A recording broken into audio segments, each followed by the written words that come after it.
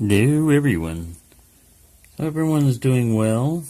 I have gutted the that Dimple lock, and right now I don't, because there was a missing spring and a missing plug. What I did was I tapped and put a cap screw on that plug, and it basically I went all the way down with it and threaded the chamber. They were all standard pins. They're like Schlage type of pins. This is the core. I haven't done anything to it yet. Get that yet. But I have some springs, but most of them are too big in diameter. So I got this little copper spring. I'm going to try to make it smaller by twisting it on this pick. Because it would fit in the cylinder, but it would stick even on a smooth one. Even though look, he's all curled and snaked out because my pick is kind of bent. Sorry, I hope that's in frame. And the lighting here is odd because the sunlight is bright. And I have to adjust my blinds just right. There we go. I think I got it a little bit more hand wound. I was wondering, I don't have a key for this, and someone had mentioned making a challenge lock out of this. Is it a valid challenge lock without a key? I mean, I know there's no like super rules, but usually you've got to have a working key for a challenge lock to be valid, is what, at least on Bosnian Bill and stuff like that, type of channels.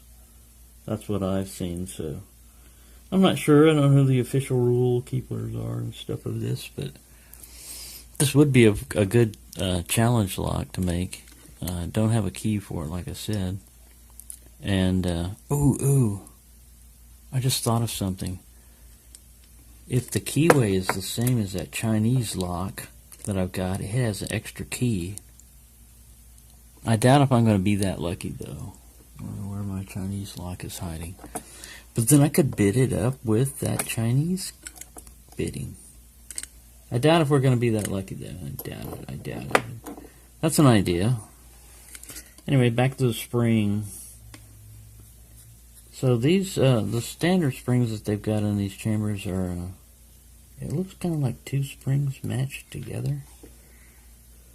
But it was made that way. I don't know if you can see that. See that? Every one of them's like that.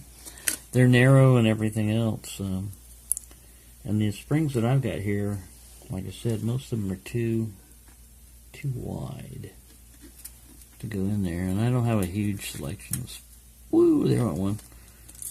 Springs are springing everywhere, springing around. Anyway, what I'm going to do is I'm going to beef up these key pins, and now I've got 5 pins. And then all the standard drivers up there, I'm going to change them into like spools and serrated and stuff like that. And I may not tap any other chambers because these plugs work all right, and I don't need a whole lot of threads up there messing up springs that are already kind of get messed up. I should put this weird guy in a smooth chamber, though. I'll put one of these narrow guys in there. But that's what I'm doing. Oh, and you missed the infamous C-clip. This is a steel one with little teeth on him. Look at that. He likes to bite things. But it wasn't as bad as it looked. It looked like it was going to be pretty nasty. And I don't, like I said, I don't have a key on this for this. So I did want the core to turn, and it wanted to turn while I was doing this, but I managed to get that out. But that's pretty cool. That's what I'm going to do, is basically beef this up, and when I've done that, I'm gonna mess with the core too here. I'm gonna put threading on some of these, and I'm gonna try to undercut with my new little drill stuff. That's where this magic stuff comes in right here, because some of them got really fine, like needle point. So if I can pop this open here. needle-like points, you know, for undercutting. These, it would be good for like serrations too, for holding, you know, in your hand and touching them up against the pin. But look at all these different possibilities. I mean, the thin ones and the small ones are the ones I'm looking at for undercutting, but a ball would work also. Give you a little chamber.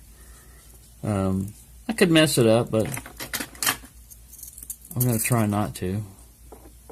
But I would like to get undercutting on one or two chambers and then threading on some other ones and smooth, you know, and mix it up. And at least one spring will be different. And then when I got it all together, I'll try to pick it. And if it's challenging, which it should be with spools and stuff, because standard pins, all I always do is just getting clicks. I didn't have to counter rotate at all. And that would make it different. So there you go. That's what I'm up to. And I'll add another video when this is finished, as far as like the pinning it goes.